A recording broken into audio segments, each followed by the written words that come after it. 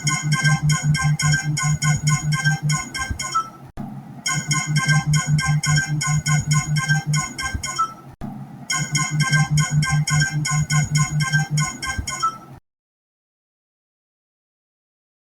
here I am again. I'm back again to provide you with another interview from John Ruff, who has been a resident in the Shalom area here for about 4 years now. And we're going to be talking about those things that most of you are researching now, whether or not we're in a safe area, medical care, and of course, the cost of living. John Ruff, tell me, where is it you came from before Shalem? I drove here from Arizona in the United States in August of 2019. Wow, you drove here? Yeah, I drove here by myself. And I came here sight unseen. I just researched the area because I knew I wanted to go to Mexico, because I like the family structure of Mexico and the people and everything. And Yucatan is a good, safe place. But I had never been here before, but I researched it for a long time. Oh. 5 years before I came here, I retired in 2014, and I went home to Arizona from Key West, and I was 24/7 living caregiver for my mom and dad until they had both passed away. Gotcha. Yeah, a little bit of background there is kind of ironic here. John and I were both born in Michigan. I think he was there until like 17, and he lived in Florida in the Sarasota area. I lived in Florida in Bradenton area, sister city, and now we both wind up here in Shalem. Well, he's living here, and of course, you know, I'm just on one of my stops, one of my very first stops. So, John, have you ever had any experience here with the healthcare system? Yeah, I have. When I first came here, next door is a doctor. He's a sports medicine doctor in Merida, but he services the community right here next door. And I paid all the expenses, but then I finally got IMSS health insurance in case of a major medical thing that you had to get hospitalization or something like that. Now, what is that? Is that through the government or? Yeah, IMS, similar comparison to their Social Security system. Gotcha. And I'll be 75 in November, the end of November. To find health insurance when you're that age is fairly expensive or fairly difficult here. But, yeah. But IMSS will take you, and they have clinics and hospitals and stuff. Oh, and that's specific to Mexico? Yes. That's very interesting.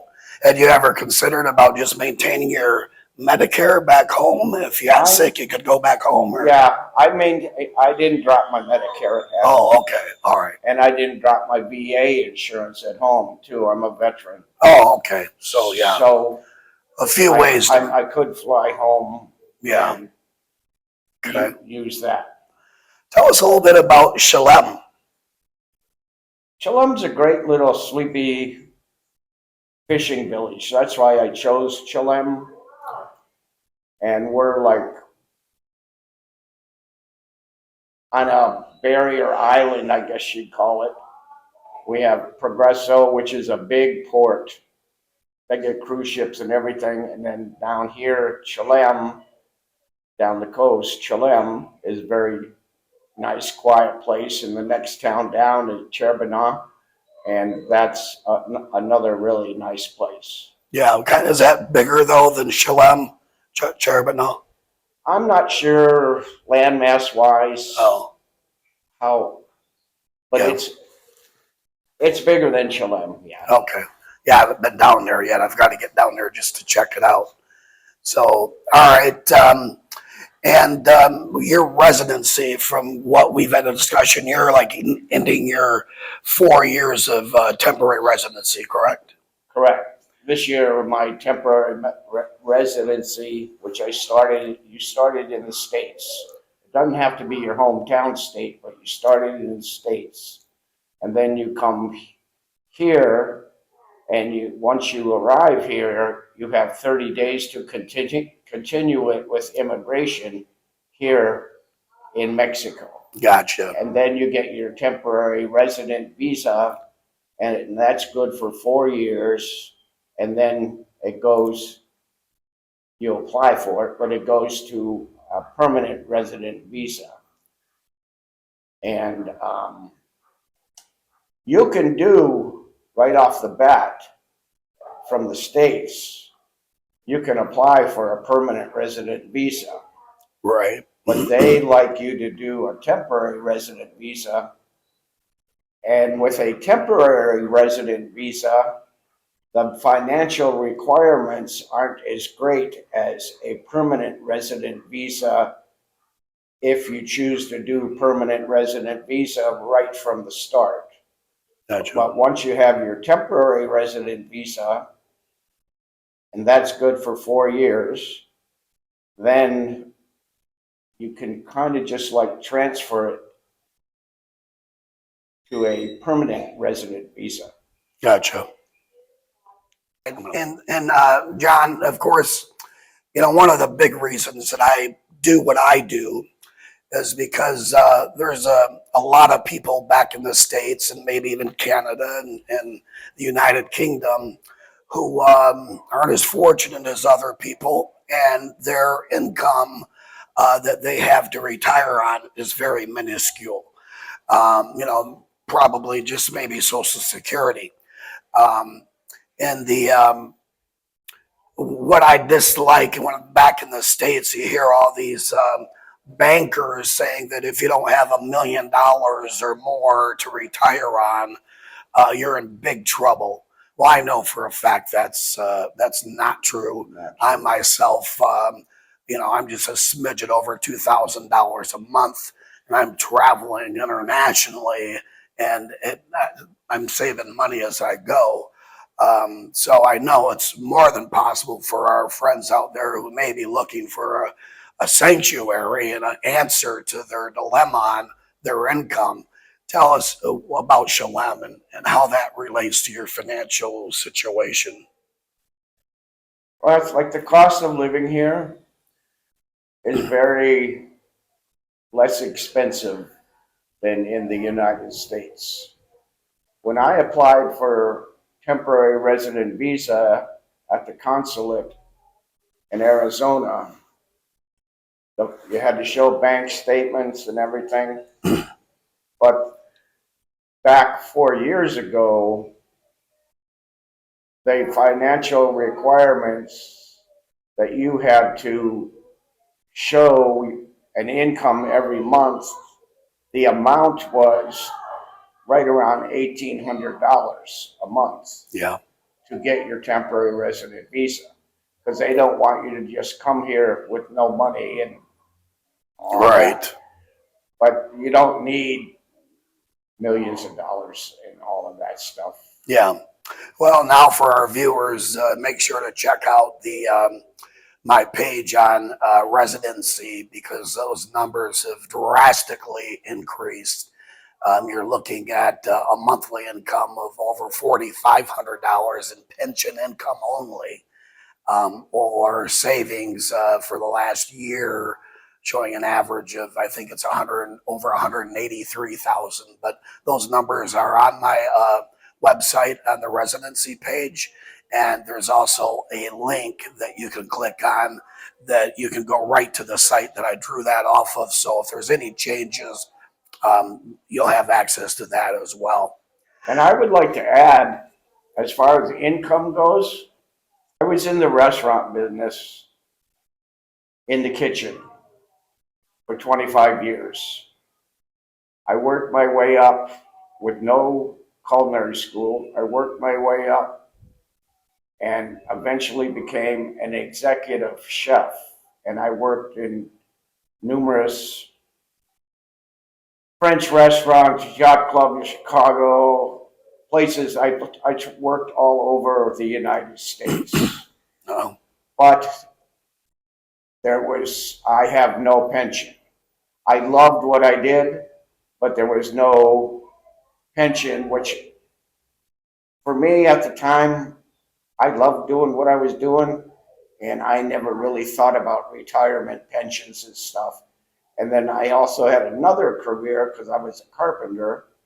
I started as a carpenter, and for 18 years I was in construction business as a senior construction manager, which I made pretty good money at. But then again, there is no pension. And right. I did that like for 18 years. And wherever I traveled in the country, I could always, it's my German gypsy blood. I could always find a job, either in the restaurant business or in the construction business. So Yeah. that's what I did. So as a footnote to you viewers, I live very comfortably here only on my Social Security retirement from the United States government. Yeah. It's pretty easy here um, in this area to find a one bedroom house or a studio or an apartment, I should say, for under $600 a month, especially if you're going to be long term. Um, for most of us, I think what we do is we come down here on Airbnb. We stay there for a while until we find a place we're going to rent on an annual basis. But, John, can you think of anything else you'd like to add for our viewers? I'll tell you, Cholem, Yucatan, Mexico is most of the year is very quiet. You get into the Easter holidays and things like that, and the town gets pretty crowded because the deal is with Cholem, another good thing is you're only 40 minutes from the big city of Merida, south of here. And there's all the big box stores. There's anything that you could buy in the States, you could pretty much buy in Merida. Yeah. And we don't really have a postal mail service or post offices. But if you want package delivery or somebody to send you something from the States, the two big companies are DHL and FedEx, and they service the entire area. Yeah. Yeah. I just use DHL myself. Yeah, DHL seems to be The dominant source here. Yeah. Over the others. Yeah. Well, folks, I hope this has provided you some useful information in your research.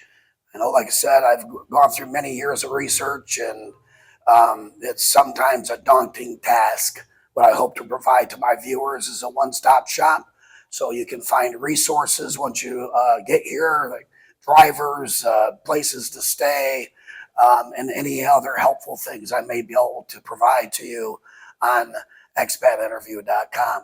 And the people here are all very, very friendly and very helpful. And as far as people will get an attitude about Mexico that have never been here. But I'll tell you, Cholem, Yucatan, the whole Yucatan Peninsula is one of the safest places in the world, they say. Yeah. I mean, here you can walk down the street 2, 3 o'clock in the morning, and there's no problem. There's no cartel stuff. There's nothing like that. It's just a great little place. There's a lot of construction going on, a lot of upgrading going on, and the government here takes care of its people very, very well. Yeah.